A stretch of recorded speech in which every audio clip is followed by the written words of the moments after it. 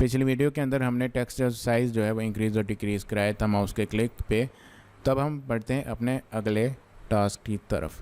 तो इसके अंदर ये है कि जब मैं बटन से क्लिक करूं तो फिर जो है मेरे पास ये फंक्शन परफॉर्म हो कि मैं कोई भी की प्रेस करूं तो ये चीज़ हो। तो ये अब करते हैं एम ब्लॉक के अंदर, तो चलती है एम ब्लॉक की तरफ। एम ब्लॉक में आगे हैं और मैं जो हूँ ये पिछला जो ब्लॉक्स हैं ये रिमूव करता हूँ, ये भी रिमूव कर देता हूँ।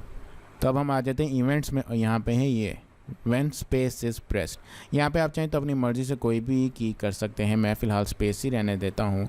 व्हेन स्पेस इज़ प्रेस्ड तो मैं क्या चाहता हूँ कि 90 डिग्री रोटेट हो, ठीक है। मैं इसको टर्न यहाँ पे 90 कर देता हूँ और साथ ही मैं चाहता हूँ कि जब रोटेट हो तो उसके बाद जो है उसका कलर भी चेंज हो। तो हमने पता है कलर किस तरह चेंज होता है, ये चेंज कलर इफेक्ट बाय 25, ठीक है।